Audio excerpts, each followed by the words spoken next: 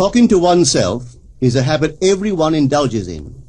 We could no more stop talking to ourselves than we could stop eating and drinking. All that we can do is control the nature and the direction of our inner conversations. Most of us are totally unaware of the fact that our inner conversations are the causes of the circumstances of our life. We are told that as a man thinketh in his heart, so is he. But do we know that man's thinking follows the tracks laid down in his own inner conversations? To turn the tracks to which he is tied in the direction in which he wants to go, he must put off his former conversation, which is called in the Bible the old man, and be renewed in the spirit of his mind. Speech is the image of mind. Therefore, to change his mind, he must first change his speech. By speech is meant those mental conversations we carry on with ourselves. The world is a magic circle of infinite possible mental transformations, for there are an infinite number of possible mental conversations. When man discovers the creative power of inner talking, he will realize his function and his mission in life. Then he can act to a purpose. Without such knowledge, he acts unconsciously.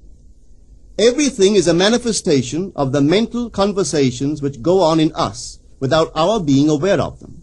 But as civilized beings, we must become aware of them and act with a purpose. A man's mental conversations attracts his life. As long as there is no change in his inner talking, the personal history of the man remains the same.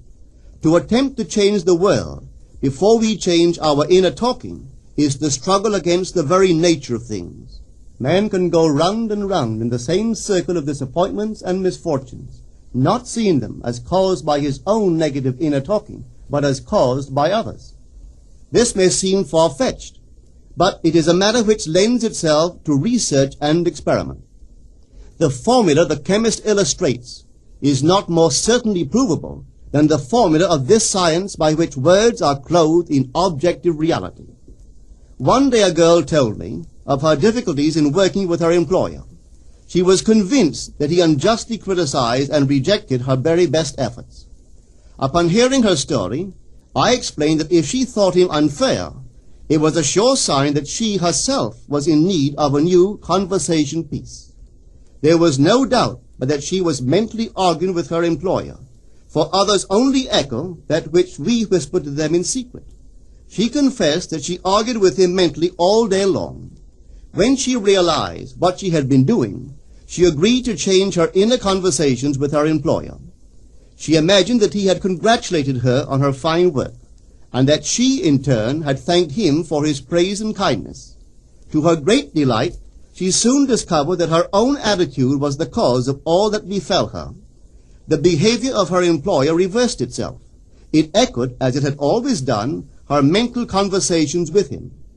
I rarely see a person alone without wondering to what conversation piece is he tied. On what mysterious track is he walking? We must begin to take life consciously, for the solution of all problems lies just in this. The second man, the Lord from heaven in all of us, is trying to become self-conscious in the body, that he may be about his Father's business. What are his labors? To imitate his Father, to become master of the Word, master of his inner talking, that he may mold this world of ours into a likeness with the kingdom of love. The prophet said, "Be ye imitators of God as dear children."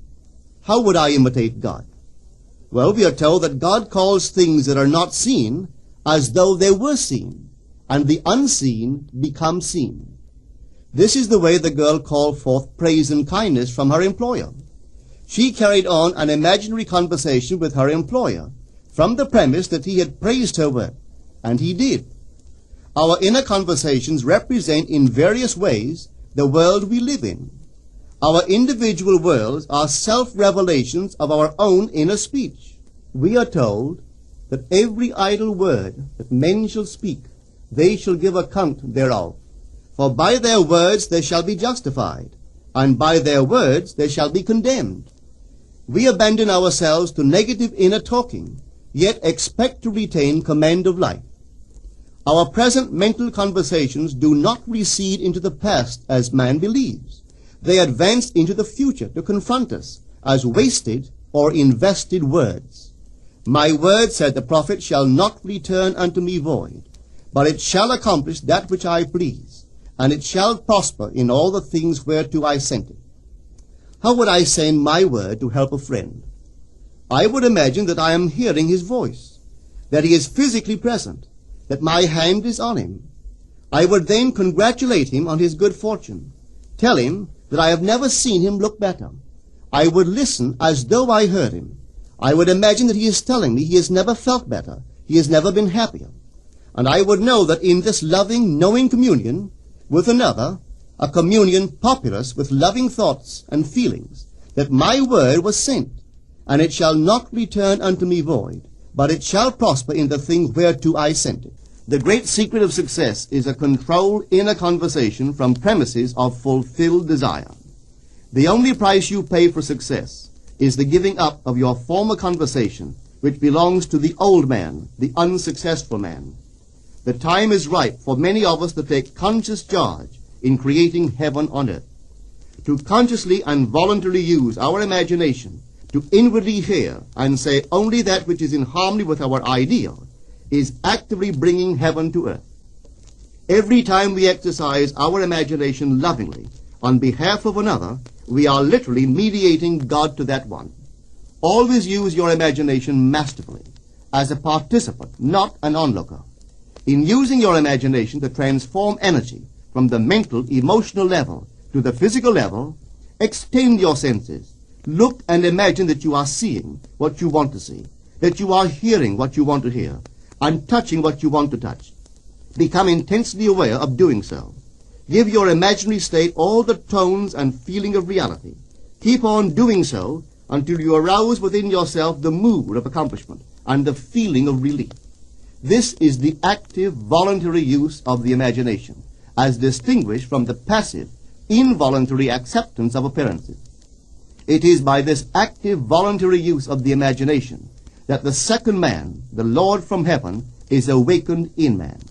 Men call imagination a plaything, the dream faculty, but actually it is the very gateway of reality. Imagination is the way to the state desired.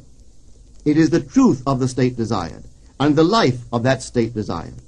Could you realize this fully, then would you know that what you do in your imagination is the only important thing. Within the circle of our imagination, the whole drama of life is being enacted over and over again.